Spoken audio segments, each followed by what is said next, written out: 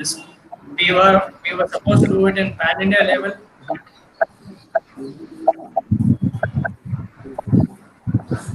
it was to be done on pan India level. But due to this pandemic, we are all doing it in virtual basis. So first and foremost, I would like to thank Janara Vyas University, Suresh Nyanvia University, and the Society of Earth Sciences Lucknow for supporting us during this for this event. Today we have a group of 4 panelists. एक panelist नहीं है हमारे पास, दो नहीं है हमारे पास, 4 panelist एक साथ हैं. इट इज आर हमारा सौभाग्य है कि हमारे साथ में 4 पैनलिस्ट और सभी अलग अलग फील्ड से हमारे साथ में जुड़े हैं. So I welcome all the panelist to this, starting with our first panelist. Our first panelist is Dr. S.C. Mathur, Dr. Suresh Chandra Mathur. He is former professor and head of Department Geology, Geoheritage University, Rathore. He has extensively worked on different aspects of sedimentology, paleontology, and planetary sciences of Marwar, Jaisalmer, and Badmer basins in India, and published many papers in international journals. He organized several international and national conferences in field workshops and represented India in about 40 countries abroad. Since last 7 years, he is actively engaged in promotion of geotourism through his research articles and establishing methodology to select and assess the significant geosites in India and for their conservation, and also by organizing various outreach programs on geoheritage. I welcome Professor S.C. Mathur on board.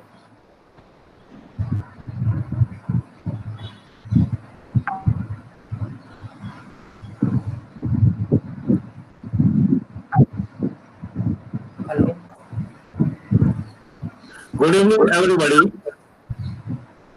I'm very thankful to Geospatial and its director, Mathur, for organizing a webinar on the occasion of the Geoheritage Day today on Decoding Geoheritage. I'm also thankful to Dr. S. Tripathi, Dr. S. Singh, Dr. Singh, as a panelist with us. So I'm going to deliver my lecture as per the suggestion of the panelists that we have a wide spectrum of the viewers and listeners today on the auspicious day of the Geoheritage Day, and giving me responsibility to highlight the fundamentals of the geoheritage in form of the introduction to geoheritage. So to the students, to the researchers, to the academicians, and for the general listeners and the visitors interested in the geotourism, I just want to give some fundamental things of the geoheritage, its component and notions, definitions, to aware the public regarding the importance of the geoheritage. And this emerging field in India is very significant to the tourism industry as an additional tourism tool that is called as geotourism. So geoheritage can be defined as landscape and landforms which representing geological and geomorphological features that include the wide spectrum of georesources. So georesources are the main element in the geoheritage in form of minerals, rocks, and fossils. We have the hilly terrain all around us.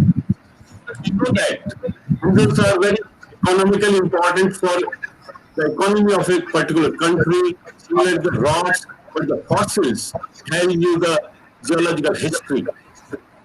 So, georesources with their features of regional, national, and international significance that also indicate the genesis of landform. That is a particular site, geosite on Earth. And geosite is essentially a locality or outcrop or an area of geological significance for the knowledge of Earth history showing geodiversity. So geodiversity is more important. That can be reflected through these photographs. You can see here the first photo is a outcrop of the pyroclastics of Malani Igneous. But you know that Malani Igneous is a world, one of the world's largest acidic terrestrial volcanism, and having in the background you can see the geomorphological feature is a one big volcanic vent there. So this type of internationally significant outcrop can be considered for the geosite in any area. Beside that, if the mineral deposit is there, fossils of dinosaur which attract the general pupil, and one significant fossil outcrop of Arsenopterygium and mayfly at Bardme, along with some erosional structures which have been formed as a post-glacial deposits like pedestal rock. You can see the human head. The rock, due to the erosion and weathering, outcrop can be converted into a particular shape which attract the pupils. Similarly, the bottommost photograph, you can see the turtle outcrop-like structure. And similarly, the rocks by which many monumental structures can be constructed. For example, sandstone and marble, they are generally used for construction of the buildings. And one of the photographs is of the Jalga, which is architecturally very important and can attract the tourists and the visitors. So such type of geosites having the geoheritage element can be utilized for the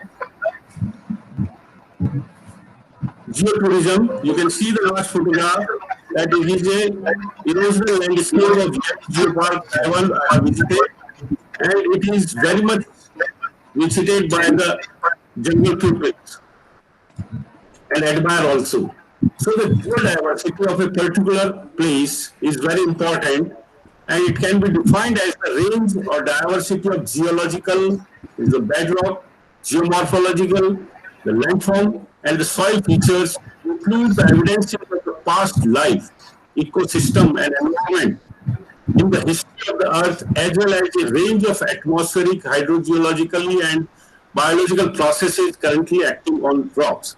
So, for example, if we see the bed rock, it is the outcrop of the Fatehgarh Formation, very unusual outcrop, can be taken as a geosite, which is endowed with a particular bed. This bed, moon bed, is endowed with the fossils of the dinosaur, crocodile, gastropod, turtle, and additionally significant magnetic spherule of impact and volcanic origin. So a particular bed can be a geosite having the wide range of geodiversity. Similarly, one outcrop I have shown here is of Malani Igneous Soot and overlying sandstone of the Jodhpur group of Marwar supergroup. So this particular site is known as National Geological Monument declared by the GSI. One of the outcrop is the core stone of the pyroclastics, and another is the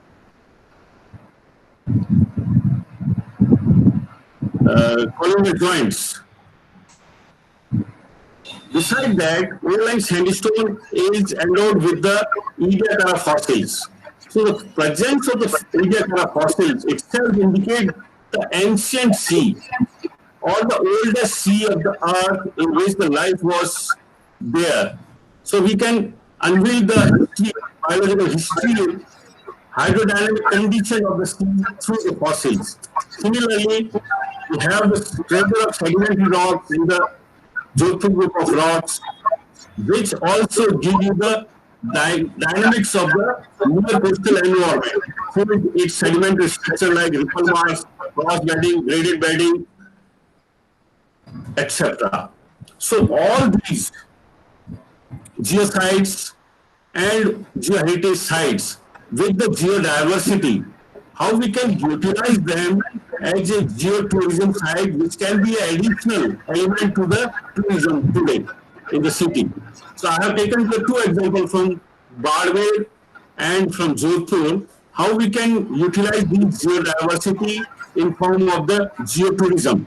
So geotourism can be an additional element to the tourism to promote the tourism in any place in India.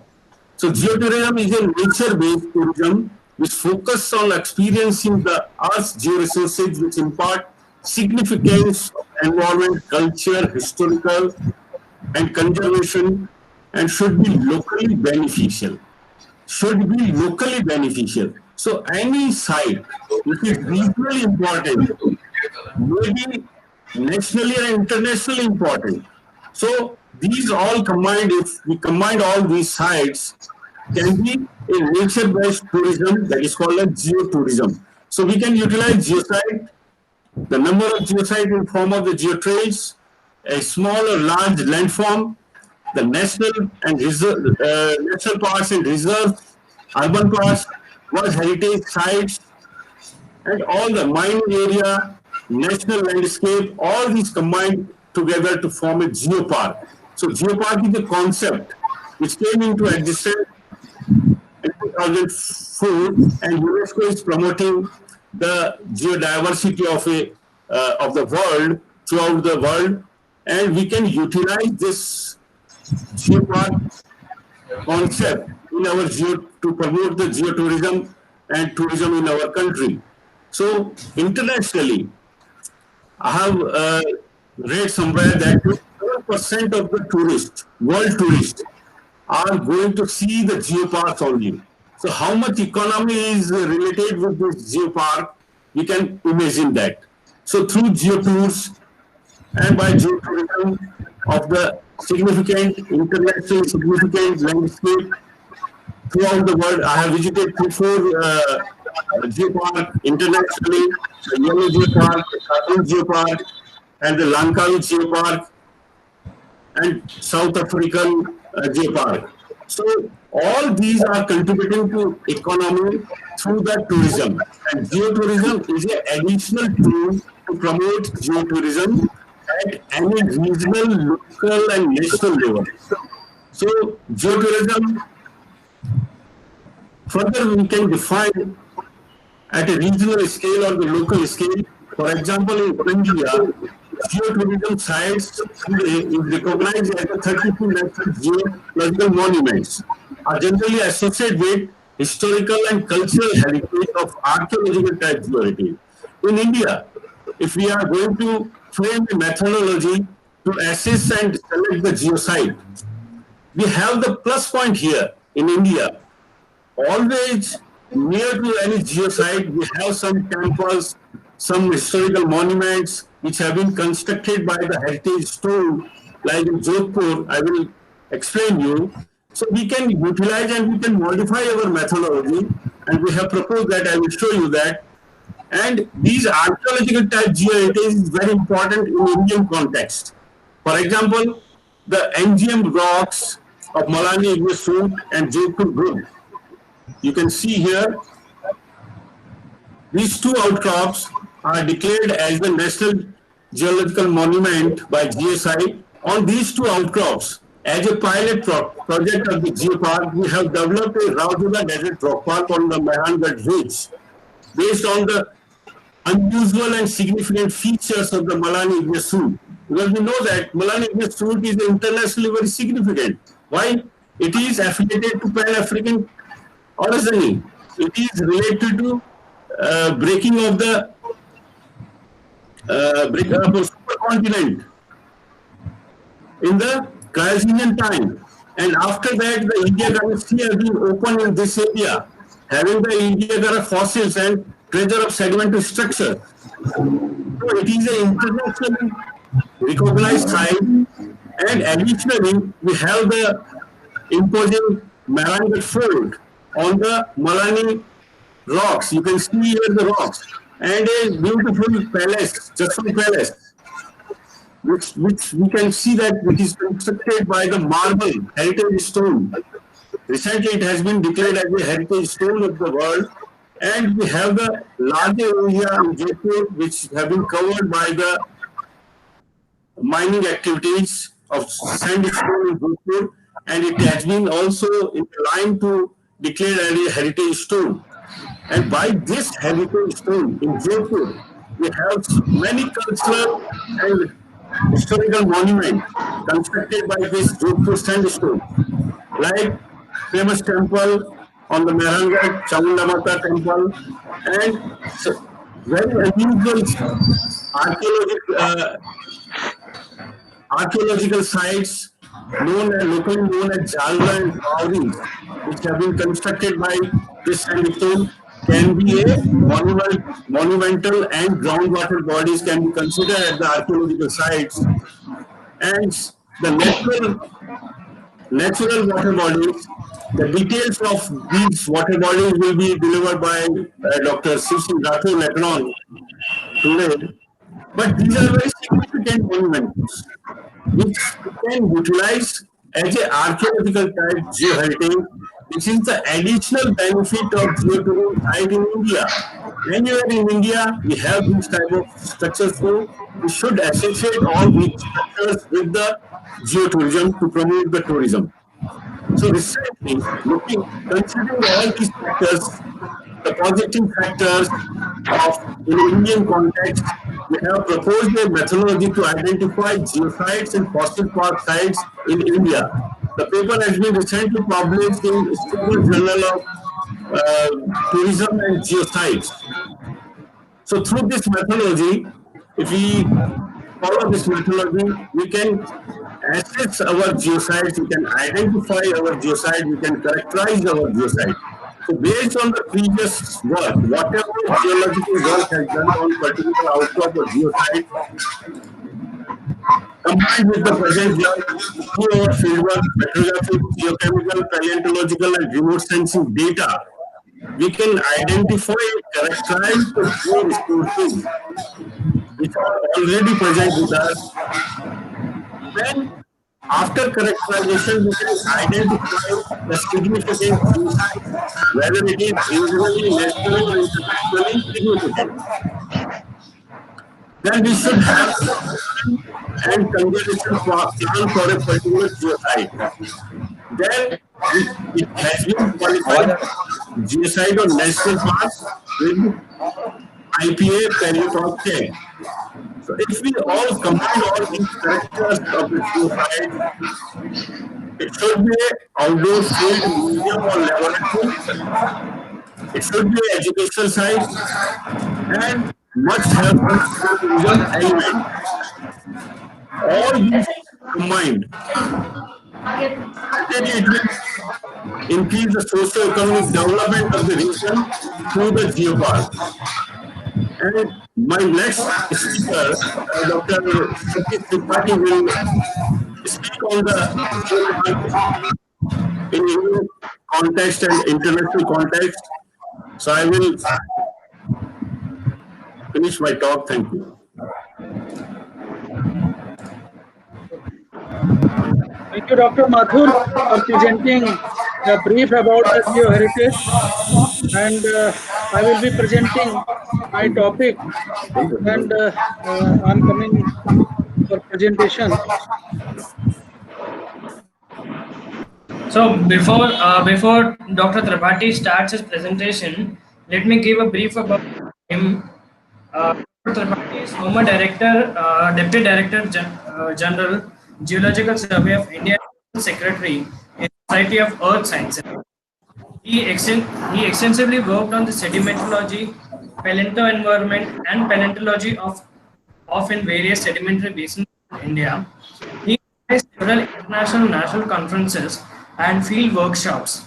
This last more than a year, he is actively advocating the implementation of legislation for conservation of India's geoheritage and organizing various outreach programs. I welcome Dr. Tripathi on board.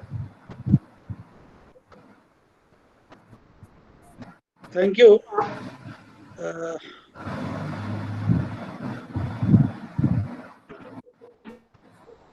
thank you, Professor Mathur and his team, that they have, in fact, reorganized the last year's program on virtual basis.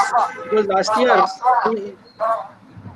year we organized on 21st July walk to save our geoheritage outreach program, and uh, the program was organized at 6 different cities across the India, that is on Lucknow, Udaipur, Jodhpur, Hyderabad, Chandigarh, and Visakhapatnam. Now this year also we were willing to have a program, outreach program, but because of the pandemic, we are not able to organize it. And thanks to my colleagues that they have organized this.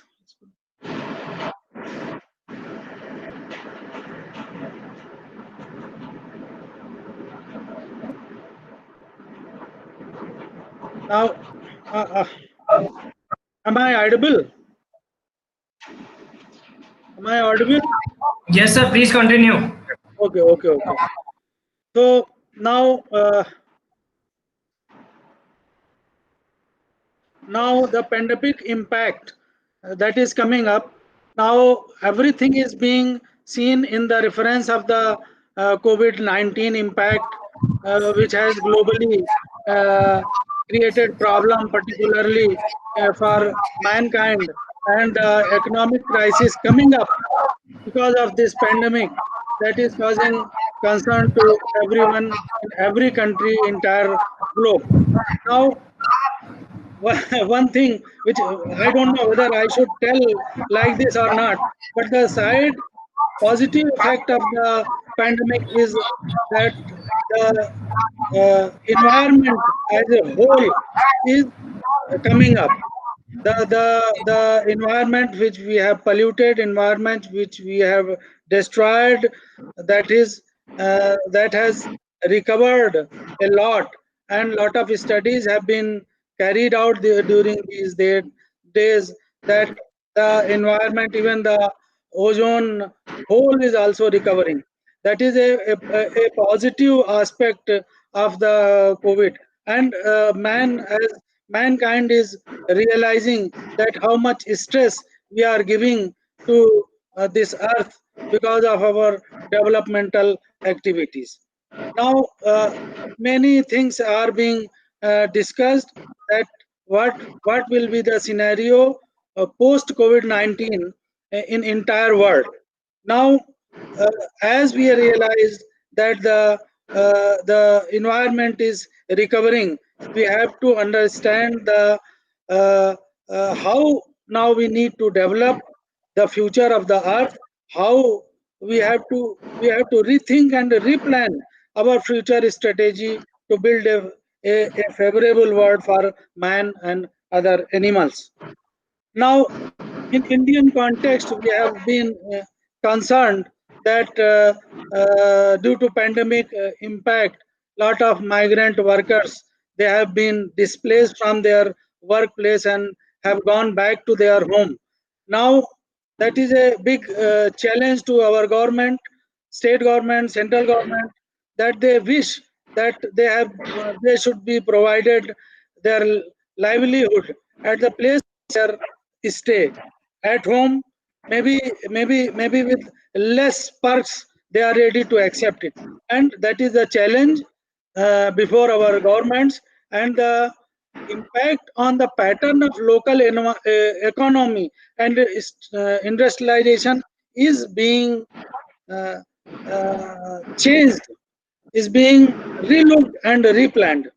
Now we should have to develop local resources which can provide long-term local employment for people.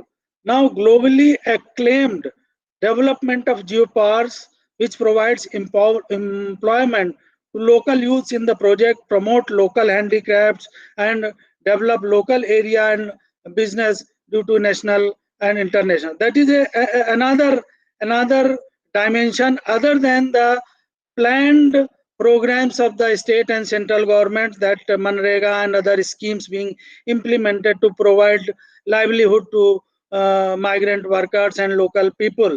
Now we have to give some other input to government, that the development of these geoparks may provide long-term solutions, at least up to limited areas where we have terrain of geo scientific interest, and we are able to, if we are able to develop geoparks, local handicrafts, local artisans, local people will get local business and other things. That is a very important aspect of the development of geoparks in post COVID-19 scenario. That is, I am going to present here. Now, development of geopark is a global concept, and a significant number of geoparks are now recognized as UNESCO global geoparks across the globe. So that these geoparks will be asset to our environmental protection. Now, what is a geopark? That we have to understand. Geopark doesn't come only because of the geological significant monument or anything. Now that global geoparks or geopark as a whole is a holistic concept, wherein not only the geological features, but cultural, environmental, other features are also integrated, and a holistic concept is being promoted for the protection, education, and sustainable development of the society. Now, this is an old concept, about 20 years old globally, that now it is evolving across the globe, and a global geopark network is being constituted by UNESCO, and they are declaring global geoparks, which attracts huge tourists from across the globe. These are educational tourism, which and environmental tourism, which now is a great concept across the globe. Now, this UNESCO global geoparks, these are established in France in 2004, and then as on date we have about 147 geoparks across 41 countries. China is, as usual, having the most geoparks in their areas, but unfortunately India is far behind, the global park or conserving our geoheritage scenario. That's why last year we started this movement, and we are continuously doing it. We were approaching higher authorities, we were approaching government authorities, and persuading them to take up this issue. And I am happy to inform everyone that central government has taken it very seriously, and a draft legislation which we have submitted last year is being reviewed by the government, and we expect soon that we will be having a legislation in India also. Now, there are several aspects. Not only that, we are talking about the global geoparks. We have our national geoparks, we may have our regional geoparks, and there are several examples of national level geoparks like Japanese geopark, Chinese geopark, Korean, Canadian, and others also. Even small countries are working on geopark concept that I will be explaining in other slides. Now, just for the information of other participants who are not actually the geologists, so just a brief, what is actually, why India is so much important so far as geoheritage is concerned, geoheritage conservation is concerned. The Indian land mass was one of the most traveled land mass of the globe. In the entire geological history, in the entire entire geological history, this landmass was moving from southern hemisphere to northern hemisphere, and then finally colliding with the Eurasian plate and giving rise to Himalaya. Am I audible to everyone? No? Am I audible to everyone? Yes, sir. Okay, okay. So I continue. Then, then the mighty Himalaya in the north, that is the resultant of collision of Indian plate and Eurasian plate. So while traveling across the globe, Indian landmass that acquired lot of geological diversity, which invites attention of scientists across the globe. So there are several important sections that just for the knowledge of participants, I will brief that the northern fold thrust belt of Himalayan evidences of interplate collision that is occurring in the Himalayas. Then further southward, vast Indo-Gangetic foreland basin and foothill Shivaliks. Further south, we are getting Vindhyans and other stratigraphically similar Proterozoic sedimentary basins, which have recorded even good signatures of the Proterozoic life. Then the Archean Proterozoic terrain of peninsular India, Tethian Himalaya in the extreme north, then the Aravalli Delhi belt, Deccan Trap, Mesozoics of India, Eocene lignite surrounding, and other lot, Thar desert, cold desert of Ladakh, and there are several exotic quaternary recent sequences in Ladakh and other places which attract attention of the such a wide geological diversity will not be seen in any other country. That's why we lot of geoscientists across the globe, they visit India and they work in different parts of India for acquiring data for global synthesis. Now, as Dr. Mathur already pointed out, Geological Survey of India has already declared, it has been working in fact from 1972, that they have declared national geological monuments, and a lot of monuments are being developed, but they are not up to the mark of the global standard.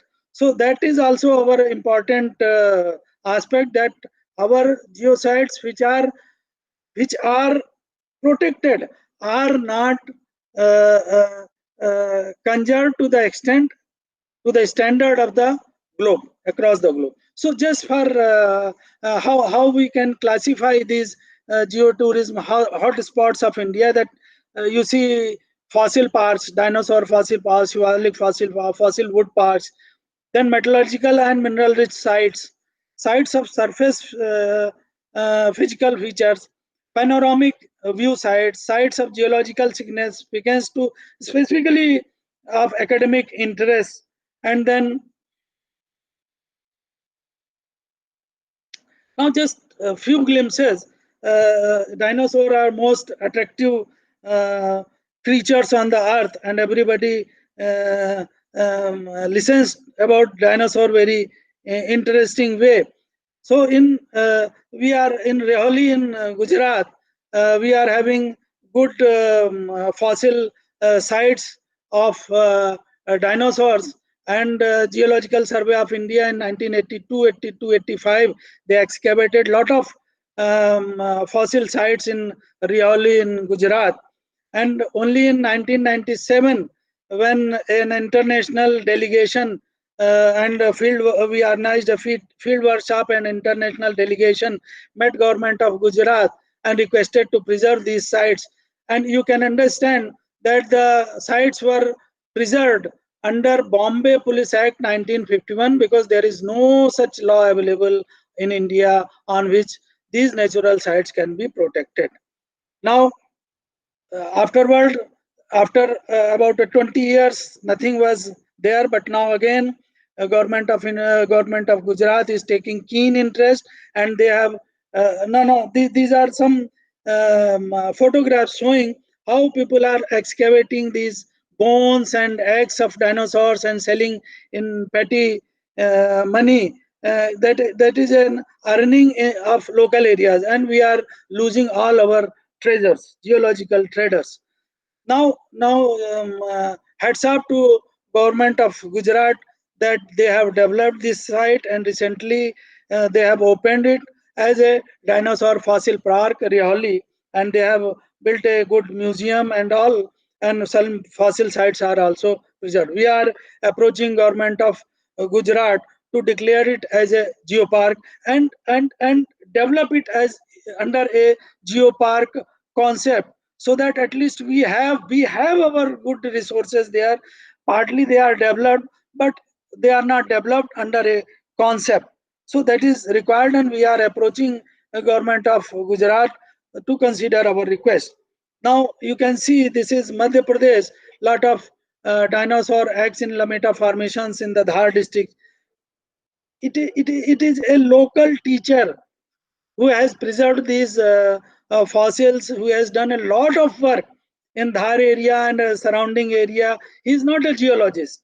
He is only a common man, a teacher, an educated person, and an activist, Mr. Verma. And he has done lot of work, created lot of. You just see, it is my old photographs where wood fossils of dinosaurian period being sold and removed from their site, and they are now placed in some drawing rooms of some big people. So that is the drawback, that if we are not able to preserve our geoheritage, we will be losing, and it is very difficult to recover them. Now this is just what I was telling about Mr. Verma. He has done a lot of work in that area. He is not a geoscientist, but he is a teacher, and he has done a lot of work and approached the government agencies, and you can see these photographs, that how we are losing our geoheritage day by day. Now you see the another good example of our oldest metallurgical site remains in Jawar sulfide deposit, that locally being some activists, some geoscientists being they are trying to conserve it, but and they are these sites have been recognized globally. In 1988, American Society of Metals, they have recognized it, and some preservation is, but that they are not developed properly, and we are not able to showcase our skill of metallurgy of our ancient times, our ancestors. So that is that, and day by day we are losing it. Only local people, local geoscientists, local professors, they are doing it, and we have to consider them, to preserve them. That is utmost importance. Now this is just there are some sites of surface physical features that is uh, there in India, and they need to be preserved and showcased across the globe. We can develop them, and we can attract a lot of tourism, as Professor Mathur already told, that geotourism has a lot of potential in India. Now, just for example, many of you have seen this natural coral bridge, Nile Island in Andaman. You just see in the side, there are a national park declared in Thailand, and these are almost the same things. They in Thailand, if they can develop, why can't we in India? Now, just another example, that is Urvakal Rock Garden in Karnool. That is very well developed by state government. It is visited by visitors. But if when I visited this park, I saw nothing scientific even written about it. This is just a rock garden. People are visiting. They have become sites of amusement and not the knowledge destinations. That also we have to, wherever our sites, geosites are developed, we have to see, we have to look that these sites should impart knowledge to our society, our young generation, our students, our general people. That is also need of the time. Now this is just a Belam cave when I visited in Karnool district. That is the second largest limestone cave of the world. Now you just see bed that is written there. No scientific information is placed. if it is placed, it is wrong. So these things we have to look. The sites which are already developed, we have to look that these sites grow up, they impart knowledge to the visitors. That is also a very important thing. Wherever these geosites are not developed, we have to consider them. But wherever they are developed and we are unable to develop them as a knowledge destination, that is also a very important aspect. Now you see some of the sections, very important sections, because of mining and developmental activities that we are losing. You can see that this dinosaur extinction sites at Anjar, Gujarat, it is being destroyed because of because of this laying down this railway track. Then officers from Geological Survey of India, they approached, and then some net and other things protection was started. So day by day we are losing these sections, and that is very important to see. Last year we have published a special issue of Geography and You on India's spectacular geoheritage sites. You can see it is available online also. You can have a copy also. Now, already in the beginning, already I have told that no legislation is available, but it is a good sign that Government of India ministries are taking it seriously, and now we are expecting some positive results from the government. Now, back to Geopark. Now, how can these geoparks help developing the local economy? Now, state government, as already I told, state governments are facing enormous challenges in developing employment for migrant workers through various schemes. Development of geoparks will have dual benefits. While it will provide jobs and business opportunities to locals, sustainable development will help to conserve our environment, our geoheritage, and that is a great asset and great outcome of our efforts of geoparks. Now, several countries like Japan and China, they have developed domestic geopark networks and creating close collaboration with geoparks, tourism sector, schools, universities, business houses. So they are creating economies. See, we cannot develop these geoparks in cities. They have to have in interior areas, and if we develop them in interior areas, they will attract a lot of tourism, lot of business potentials. Local youths will be employed. That is in a big way we are shifting economy from cities to villages or interior parts of our country. And these geoparks encourage local communities, local private sectors to participate in its activities. The money that tourists spend goes directly to the local producers, ranging from farmers to laborers to artisans. Now, small scale local investment in tourism has positive impact on local economy. Involving the geopark concept is based on involvement of local people. That is very important aspect of geoparks, that the local people should be involved in tourism marketing, tour operator, arranging homestay, local foods, local artisans should be involved, and that way the and lot of leisure activities you can organize in geoparks, which add to the local economy. That is the impact in which I want to put forth before everyone, that development of these parks in post-COVID uh, economic scenario will be very helpful for local people to remain at home, remain at a place which is comfortable for them, and then earn also for their families. Thank you very much. Uh, Thank you, Dr. Tripathi, for such a wonderful presentation. It was actually an insight of the geoparks and the geoheritage sector in India.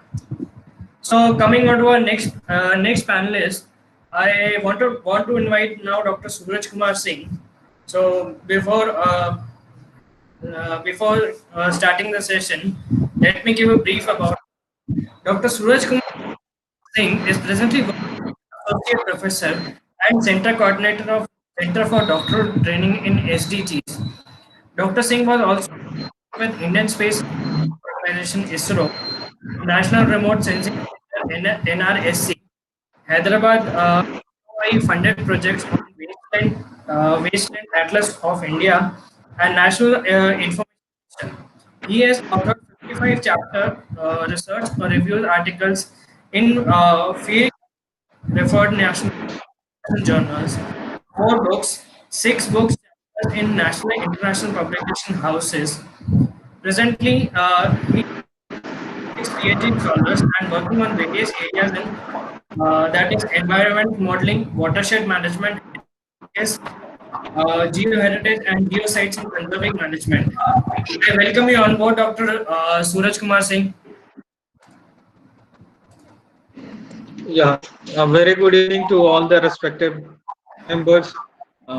Thanks a lot to the organizers for providing me an opportunity to speak. I request Dr. Tripathi sir to please turn off his sharing mode so that I can share my slide presentation. Sir, please, if you can stop sharing your slides so that I can share my presentation.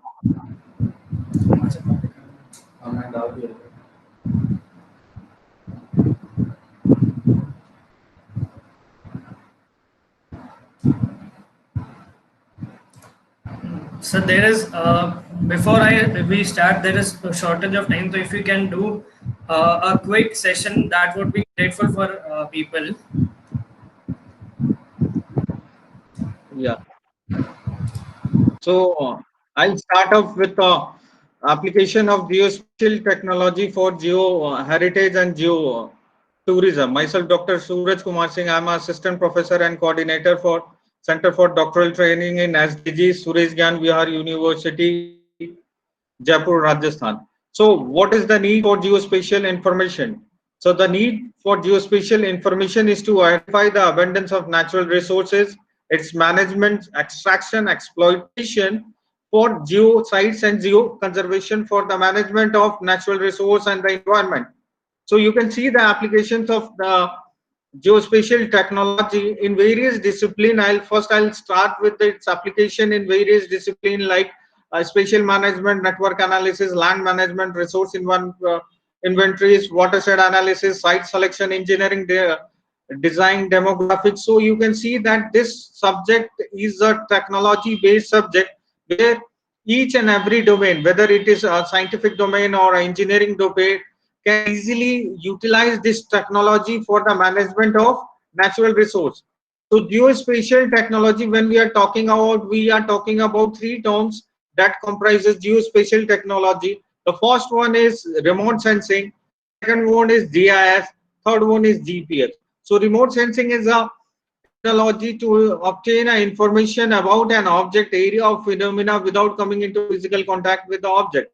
Means here we are taking all the satellite images, whether it is Indian satellite images or foreign satellite images. Images are taken into consideration for mapping and analysis of various land use, land cover characteristics on the terrain.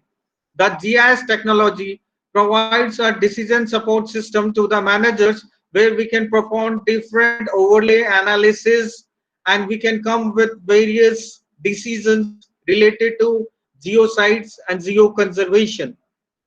GPS technology helps us to identify yourself in the field, and the same data can be plotted on the map, and we can see the accuracy of the mapped units, whatever we have classified, and the same can be verified with your geo positioning. So the functions are geospatial attributes which helps decision makers to provide you the various decision related to space technology, related to land resource management, related to mineral resources, topography, rock formation, physical properties, hydrography, aquifer mapping, groundwater topography. So these are the various applications of remote sensing and GIS Now I'll come up to how remote sensing and GIS. My earlier speakers have already talked about what is geoheritage. So I'll directly come to the application to how remote sensing and GIS helps you to identify the various sites. For example, if you want to see the various geoheritage sites which are enlisted by GSI, UNESCO, it's quite tough to identify. But when it comes to the spatial map, a layman, a person who is not connected to the field, can especially identify using this map where are the geomorphites, where are the world geoheritage sites, and where are the GSI sites. So by the symbology, you can identify at which elevation, what is the characteristics of the terrain, what is the land use, what is the topography, what is the river characteristics. So all the parameters which are essential for the geographical distribution mapping can be easily identified using remote sensing and GIS, where generally if you go for the sites, they are generally located in a mountainous terrain or at a high elevation. So that leads to unstable. So remote sensing and GIS technology, using this technique, you can see the strength of the material, whether strength is susceptible or at what risk that material or the landform is. So using GIS, we can identify the various risk elements that are involved, whether it's landslide, erosion, salinity, or neotectonic activity. After once we have identified those risks, we'll be doing different kinds of hazard and profile analysis using satellite data sets that are from multi-temporal, that provides, we have got the satellite series from 1970 till date, we have got the series. So if we want to see the anthropogenic influence, what over the year has been done to the damage to different geoheritage or the eco sites. So remote sensing provide you the information about earth fault, road networks, drainage density, and finally all these parameters can be taken into consideration. Like our team, if somebody is related to geosites and geotourism, if a foreigner comes, so we have created an app through which we, who, he can identify himself where are the banks and the ATMs located in the western Rajasthan. If he is by driving, what are the fuel stations where he can have a fuel filling. In the same way, if he is unhealthy, so we have provided the entire information system. If you see the map geographically, the entire location related to this geosites can be easily identified. All the hotel and restaurants are equally identified, because right now we are in a stage of a COVID where the management has to be taken into consideration. So GIS provide you that decision support system where you can identify the various spots which are station to where you are staying. These are the various transportation networks that has been created with the help of satellite images. Using those images, we can create a map of the land use, land cover characteristics of that area, where you can see the high zones, low zones, vulnerable zones, moderate zones. So apart from this, GIS also helps you to identify the 3D mapping using GIS, where we can go for the direct topographic analysis, the 3D mapping of those techniques. So these are the various operations that we do in GIS. Sorry, data acquisition, data processing, 3D modeling, data design and development. So you can see that these are the 3D designs that we have created about the various using GIS and data about the geo sites and conservation, where we can see that at which portion is the terrain unstable, what is the height, what is the consideration that has to be taken into consideration. So we can use this subject for various kinds of ecotourism to minimize the impact of geosites and geotourism. And finally, we can come to the conclusion where we can take the different parameters like relief, forest, land use, land cover, road networks, water body, population, all these thematic layers. If you go to various discipline, each and every individual discipline will be taken into consideration when you're talking about geo or heritage.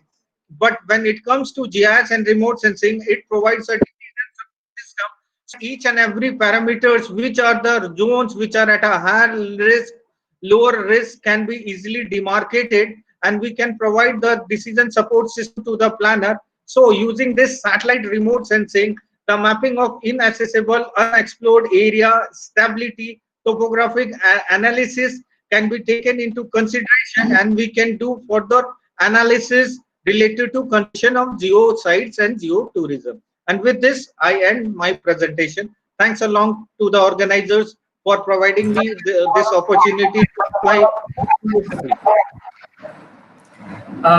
Thank you, Dr. Suraj, for providing information about the ecotourism and the opportunities in GIS.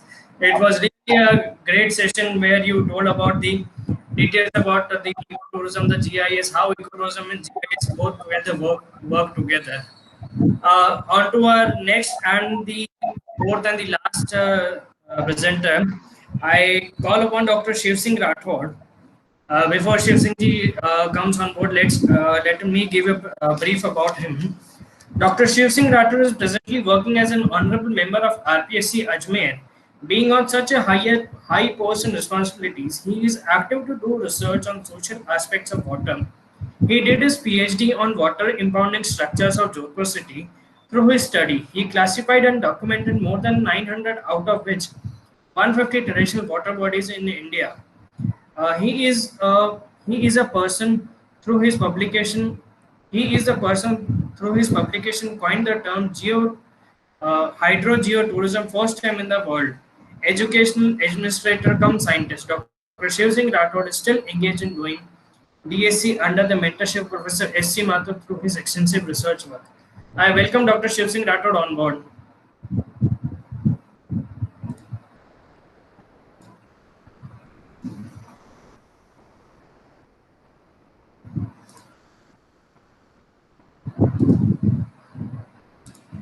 Hello.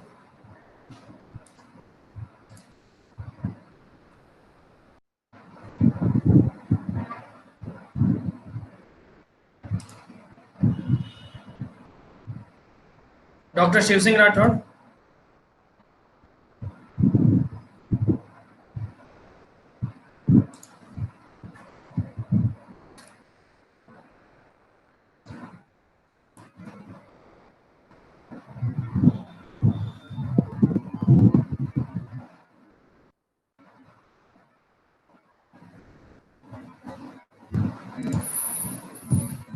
Dr. Shiv Singh Rathore.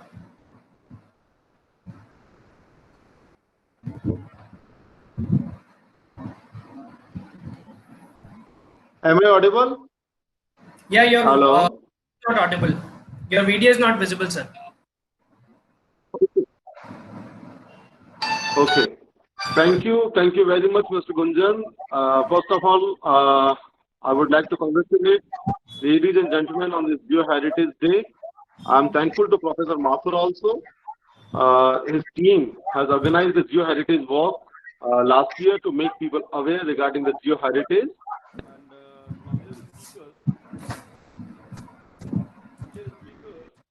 And they have already described of the geo sites, geodiversity, geotourism, ecotourism, etc. I would like to give a lecture on the hydro-geotourism. See, hydro-geotourism is a very important topic and the need of the tourists, because this will help us to save our rich culture, as well as it will also boost our tourism. Hydro-geotourism is a new term. Hello? Hello, is it audible? Sir, it is audible. Please present. Hello? Yeah, it's audible. It's audible, sir. It's audible. It's audible. Audible, sir. Continue, sir. Hello? It's audible. It's audible, Please, sir. Sir, please continue. please continue, It's sir. audible. Please I continue. think there's some problem in the connection.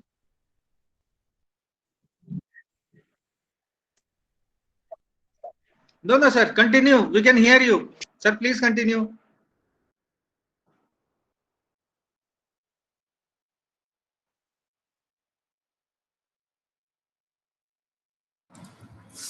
Meanwhile, Till Dr. Shiv Singh Rathore joins, can I ask Dr. S.C. Mathur to continue the presentation?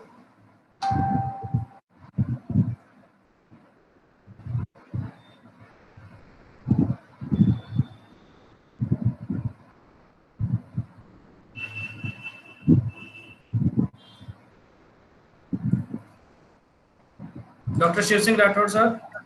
Hello. Yes, Yes, sir. sir. We can hear you, sir. Yeah, is it audible? Yeah, it's audible. It's audible. Okay, I would like to thank you, thank you, Mr. Gunjan. Okay. Thank you, Mr. Gunjan, and I would like to congratulate all the ladies and gentlemen on this Hydro-geotourism day. I'm thankful to Mr. Mathur also because he organized a very good heritage walk last year on the same day. And all the previous speakers are well described regarding the geoscience, geodiversity, geotourism, eco-geotourism, etc. I'm going to talk about hydro-geotourism, which is a very important topic and the need of the 2 days also, because this will help us to save our rich culture as well as it will boost our tourism also. Now, hydro-geotourism is a new term to the world. As you know, that India is known for its rich culture. So this is the time to talk about water culture of India through hydro-geotourism. First of all, I would like to tell you what is the hydro-geotourism. It refers to the tourism that sustains or enhances the geographical character of the water impounding place being visited, including its environment and culture. As you are aware, the hydro-geotourism itself stands, hydro stands for water, geo for the earth. So the water available on the earth, we have to promote as a hydro-geotourism. As you can see in the next slide also, Gunjan, please next slide. You can see the next slide also. In the next slide, you will see the culture of the water bodies, how the water bodies was constructed in our country. You can see this is called Parampara Se Bante Talab. So it was a culture of the Indian people. They used to construct the traditional water impounding structures, and water is a deity in our country. So people used to respect the traditional water impounding structure also. This traditional water impounding structure is very important. As you can see in the next slide, the map of the Jodhpur city, how Jodhpur city has grown up. The first map of Jodhpur city, that you can see the first map of Jodhpur city was found in 1459 when Rao Jodha established this Jodhpur city.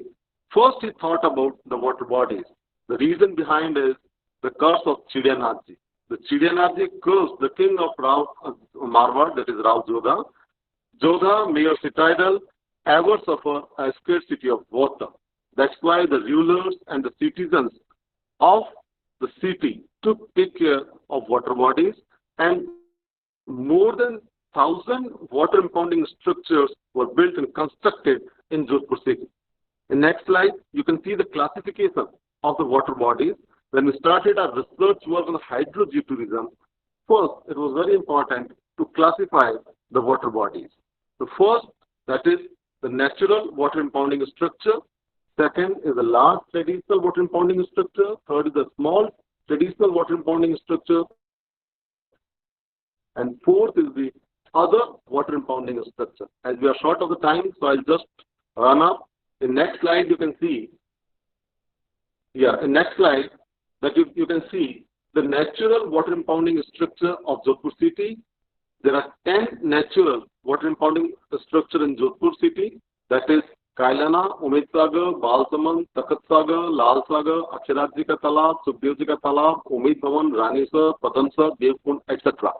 If you see the geology of all these water impounding structures, you will find the aquifer of all these natural water impounding structures is rhyolite. You can go for the next slide also. That is rhyolite or sandstone.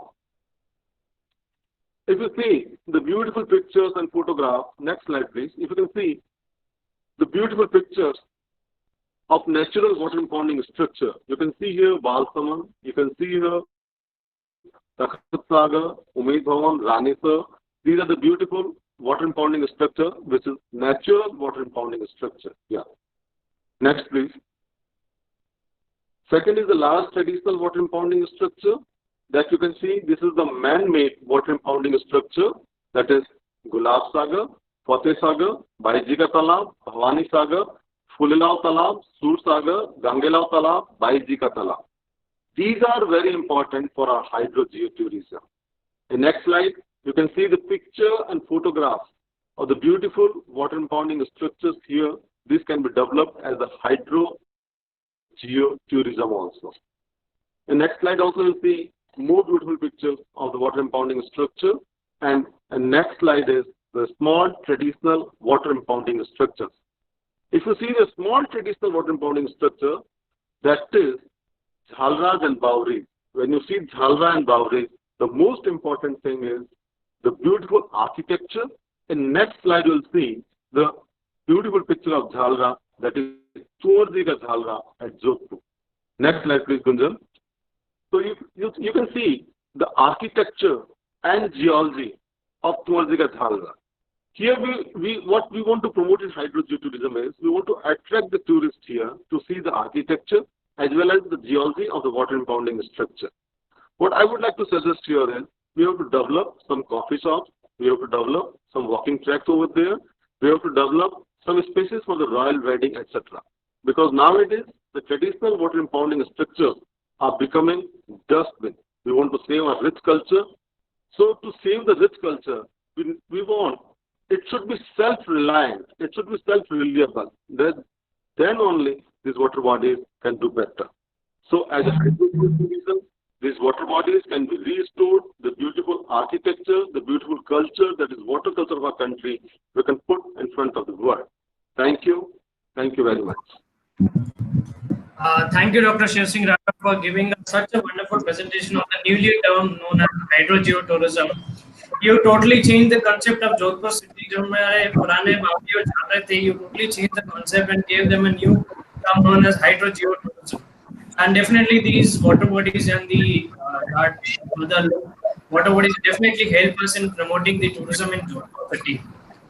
With this, we are at the end of the session.